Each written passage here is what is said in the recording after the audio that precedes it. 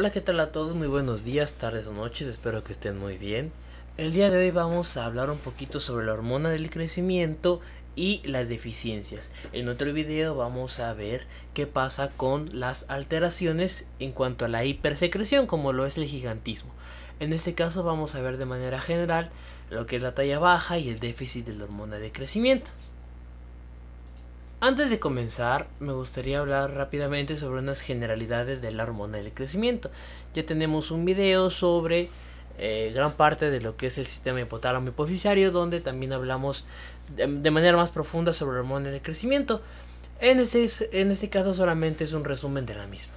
Es una hormona de 191 aminoácidos que se libera de las células somatótropas o somatotropas de la hipófisis anterior, es decir, de la adenohipófisis, que permite el crecimiento lineal, es decir, el crecimiento de todos los tejidos, músculo, adiposo, huesos, etcétera. Principalmente estos, ¿no? Porque es lo que nos da la talla, nuestra altura, etcétera.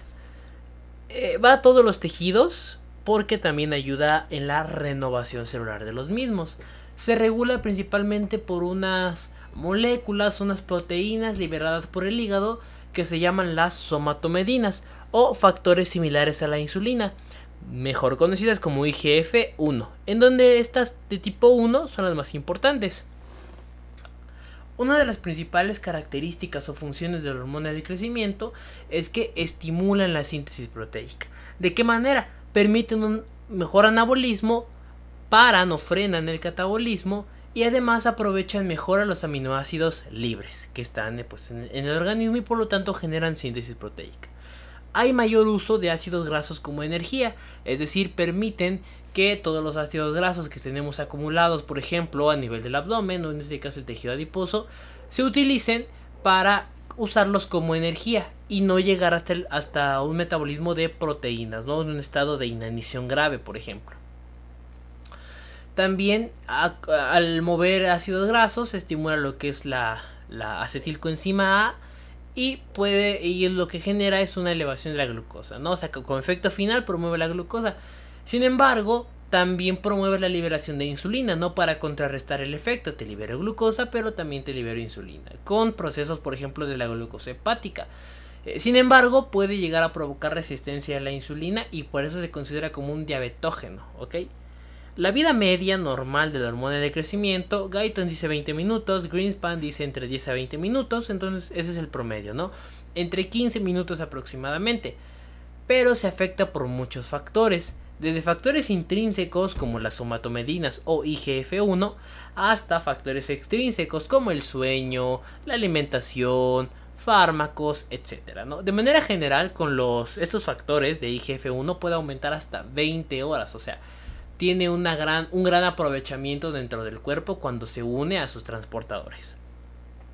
Hay alteraciones con la edad, no es la misma cantidad de hormona del crecimiento que tiene un niño que la que tiene un adolescente que la que tiene un adulto mayor, ¿no? ¿Por qué? Porque en el periodo de la adolescencia, por ejemplo, es en donde más se necesita, ya que el estiramiento, entre comillas, de todo lo que son huesos, músculos, tejido cartilaginoso, etcétera, se hace mucho más notorio. Tiene una secreción pulsátil. ¿Qué quiere decir esto? Que no es constante, no todo el tiempo tengo la misma cantidad, sino que varía con muchísimas situaciones, ¿no? Desde el sueño, la cantidad de proteínas, la cantidad de alimento, etc. Y es una secreción controlada, al final de cuentas, por otras hormonas, como cual la GHRH, o hormona liberadora de la hormona del crecimiento, es la principal estimuladora, pues, de esta hormona. Viene del hipotálamo, hipófisis, ¿no? Este eje de todo lo que es el hipotálamo y la hipófisis.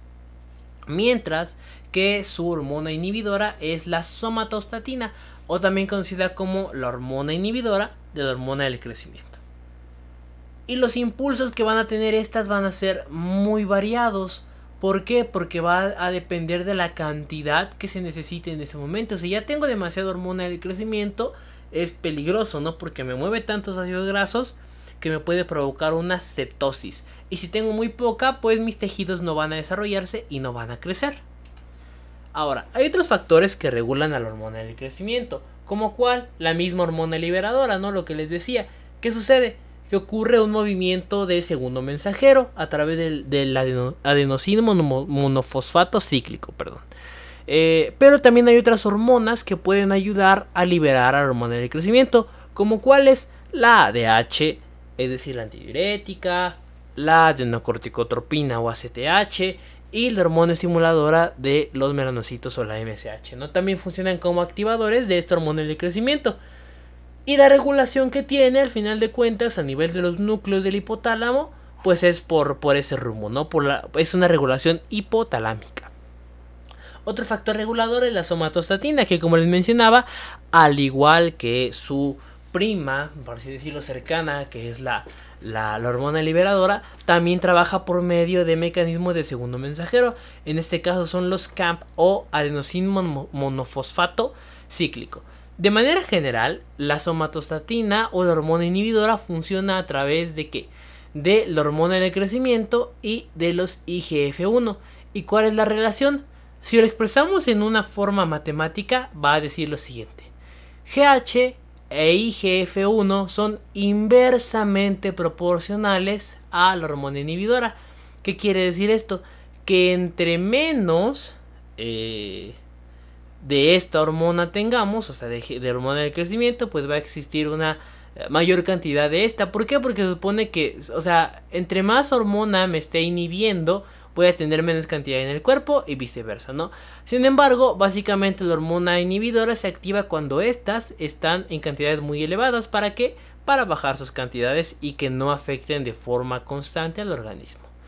Hay otros secretagogos. ¿Qué quiere decir esto? Hormonas que propiamente no son del sistema endocrino, pero que participan de una manera muy propia con el sistema endocrino. Porque bueno, el cuerpo está unido, ¿no? Por todo. No puede funcionar por aparte, sino que todo está unido. Y en este caso hay algunos péptidos y no péptidos, como la grelina, que se sintetiza principalmente en el estómago, para que se libere lo que es la hormona del crecimiento. Otros factores también son el control neural, como el sueño y la edad, lo que les decía. En la edad, pues bueno, en un adulto mayor se sintetiza de menor cantidad que en lo que ocurre en un niño. Y en el sueño, ¿no? ¿Qué quiere decir? Que en los estados de sueño más profundos se menciona que entre la primera y segunda hora del sueño profundo es donde más hormona del crecimiento se libera. Pero también el estrés, como lo puede ser el ejercicio, el trauma o cualquier otra situación, estimula la hormona del crecimiento. También se está mediado por un control metabólico en el que la hiperglucemia, es decir, estados de mucha cantidad de azúcar, donde consumimos mucho, básicamente la hormona del crecimiento no está activa porque no se necesita, ¿no? Ya se consumió tantas cosas que ya el cuerpo lo detecta como una gran actividad, y esto se puede evitar en periodos de ayuno. ¿Por qué? Porque provoca hipoglucemia, cantidades bajas de glucosa, ¿no? Y también en las cantidades de proteínas. Cuando se tiene muchas proteínas, se ayuda a estimular lo que es el cuerpo, y a un descenso de las mismas, como les mencioné en ayuno, el estímulo de la hormona del crecimiento es bastante mayor. Otras hormonas que también tienen un papel directo sobre la hormona del crecimiento es el cortisol, las hormonas tiroideas y los estrógenos. También hay agentes neurofarmacológicos, como por ejemplo la dopamina. Los alfa-adrenérgicos y los serotoninérgicos estimulan la hormona del crecimiento, mientras que los beta-adrenérgicos disminuyen a lo que es la hormona del crecimiento. Ahora, ya pasando al factor patológico, ¿no? Puede haber una deficiencia del crecimiento que se denomina talla baja. En este caso, la talla baja puede o no ser provocada por la hormona del crecimiento. No estamos hablando aún de déficit de hormona del crecimiento, sino simple y sencillamente talla baja. ¿Qué se debe de evaluar en ella? Primero, una evaluación real del paciente, es decir, darnos cuenta que de verdad el paciente tiene talla baja y no que simple y sencillamente está afectado por un fenómeno genético, por algún factor nutricional, o que la talla baja es provocada por otro factor, ¿no? O sea, sino que de verdad tiene una evaluación real. O sea, no podemos comparar las tablas de crecimiento de Estados Unidos, por ejemplo, con las de México o con las de Latinoamérica en general, porque la tendencia a la estatura es menor. Por ello es importante evaluar distintas escalas, ¿no? Como la escala de Tanner, que mide los caracteres sexuales. Más adelante se las voy a mostrar. También hay antecedentes como los patológicos, es decir, enfermedades que se hayan tenido como infecciones, traumas, etcétera, que provoquen una talla baja. No patológicos, el estado donde vive, o sea, si tiene buena nutrición, si tiene acceso a distintas actividades físicas que le permitan su desarrollo óptimo, o si no las tiene, pues bueno, ver toda esa situación. Los heredofamiliares, si viene de una familia de personas que no son muy altas, en general, por mecanismos genéticos no va a llegar a ser muy alta y por lo tanto podremos llegar a esperar una talla baja. Sin embargo, hay que ver qué tan baja está, ¿no? Por eso es importante apoyarnos de algo que se llama curvas de crecimiento. ¿Qué quiere decir esto? Estas curvas de crecimiento básicamente son tablas en donde nos vamos a ubicar en percentiles, ¿no? A tanta edad y a tanto peso debe de medir tanto. Si está más arriba de eso, cuidado porque puede tener un exceso de crecimiento, no un gigantismo. Si está muy debajo de eso, aguas, ¿no? Precaución, porque puede tener por ahí un mal en lo que es un déficit, ¿no? Y por lo tanto va a tener un enanismo. Por eso es importante ubicarnos en los percentiles. Si quieren ver más sobre el tema, tengo un video sobre crecimiento y desarrollo, una sección especial del neonato, del niño, del adolescente y del adulto. Entonces por ahí pueden ver las curvas de crecimiento y los tamaños esperados, ¿no? En los mismos. La etiología de la talla baja es muy variable. Puede ser una talla baja familiar, un retardo constitucional del crecimiento o una talla patológica, así como endocrinopatías. La talla baja familiar es lo que le mencionaba, ¿no? Papá, mamá de estatura baja, abuelo de estatura baja, o sea, ves a toda la familia y todos son de estatura muy baja. Por lo tanto, no se puede llegar a esperar que tenga una estatura muy alta el infante, ¿no?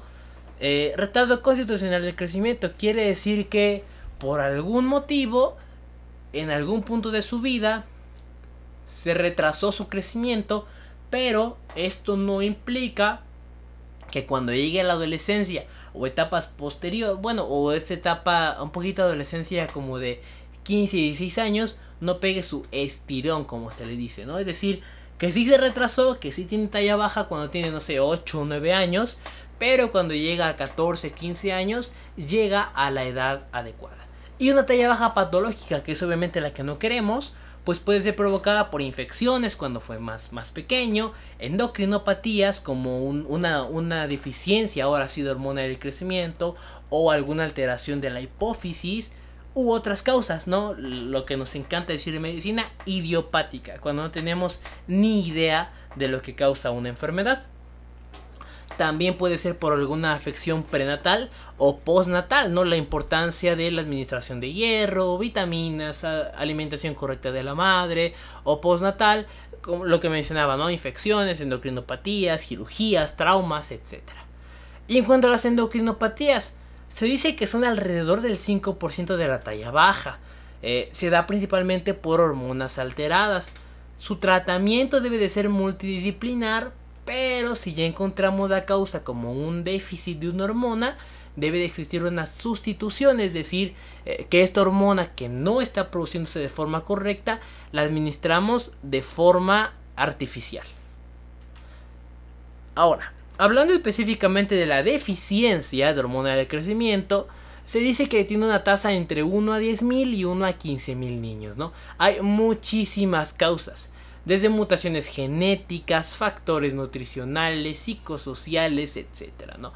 En cuanto a la mutación genética, se dice que es alrededor del 10% de las causas y puede estar apoyado en factores de transcripción o en una deficiencia idiopática, ¿no?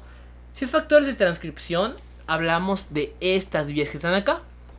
Mutación de los factores de transcripción de STAT, de la formación de los IGF, de factores de transcripción nucleares que ayudan a los receptores de la hormona de crecimiento, etc. Es decir, una mutación genética como síndromes ya tienen una alteración en toda la maquinaria celular y es importante determinarla por sus características.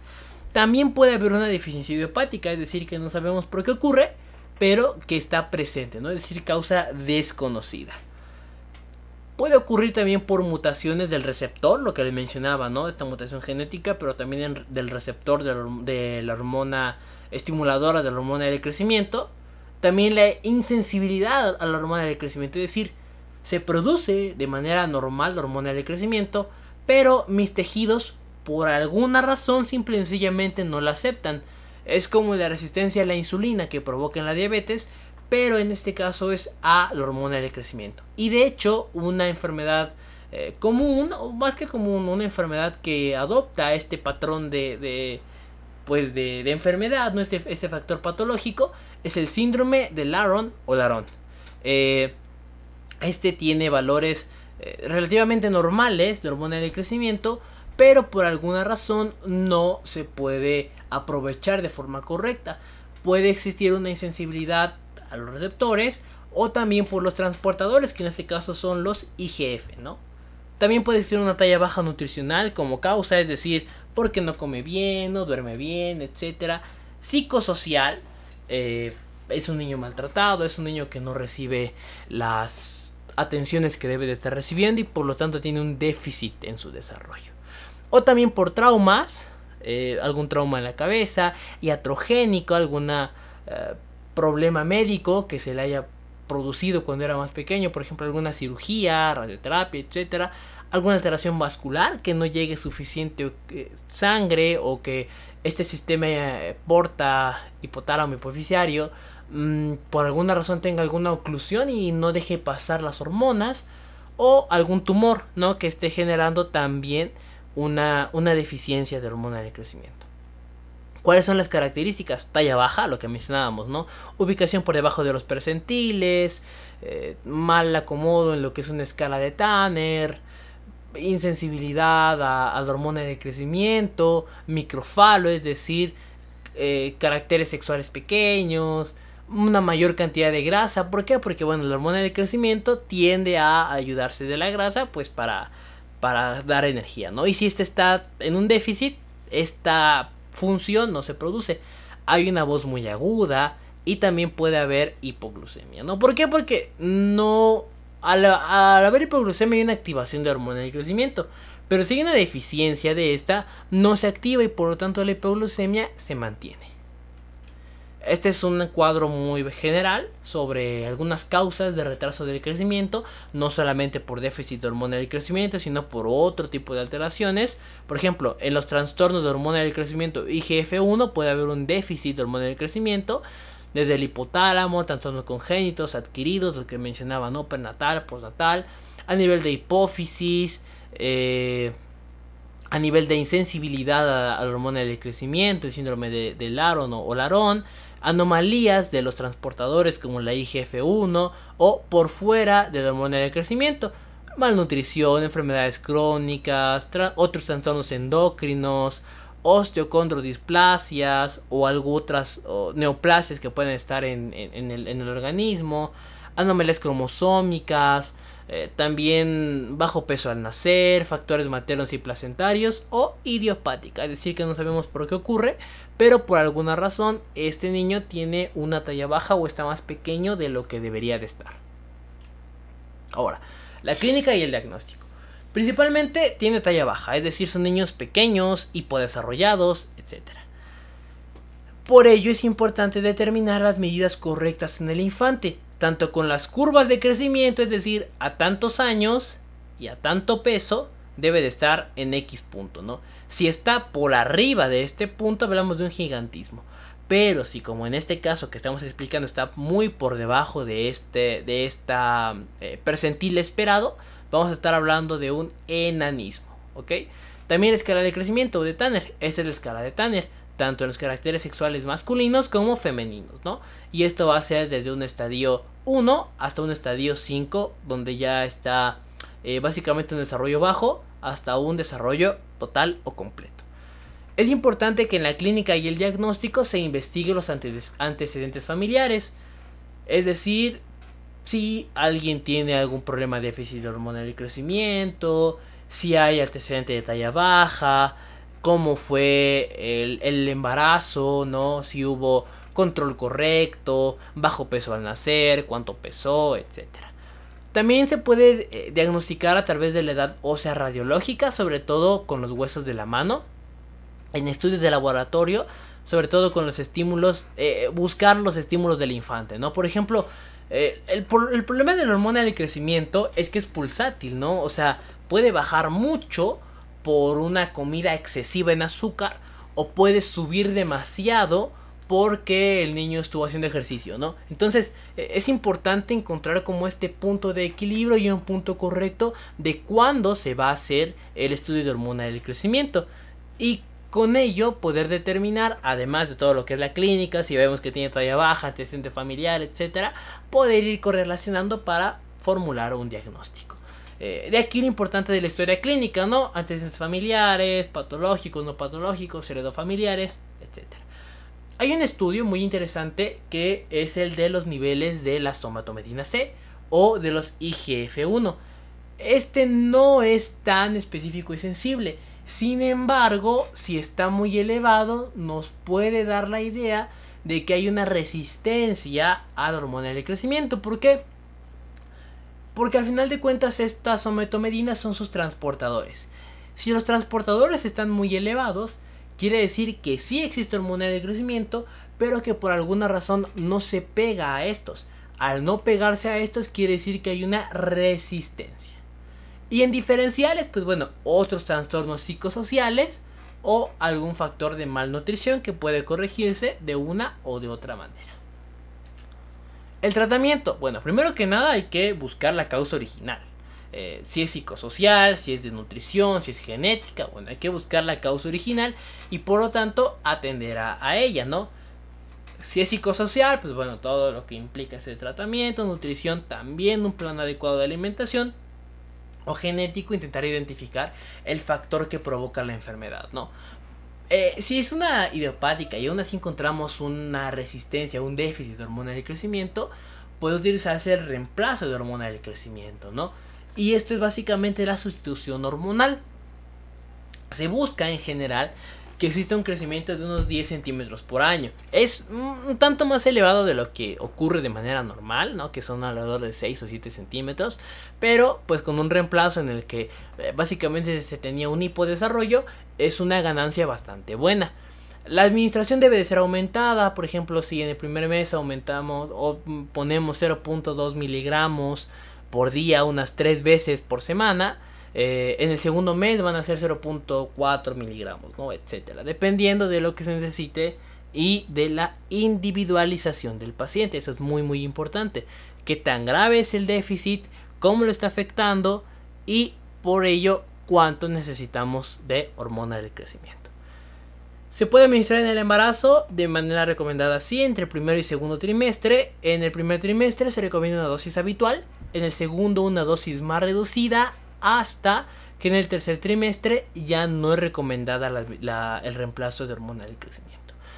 Se puede sustituir también, han habido tratamientos con sustitución de somatomedinas o de IGF-1, sobre todo para cuando hay una resistencia, ¿no? Es decir, si hay hormona del crecimiento, pero por alguna razón no hay transportadores, entonces se utilizan una sustitución de IGF-1 y se puede administrar.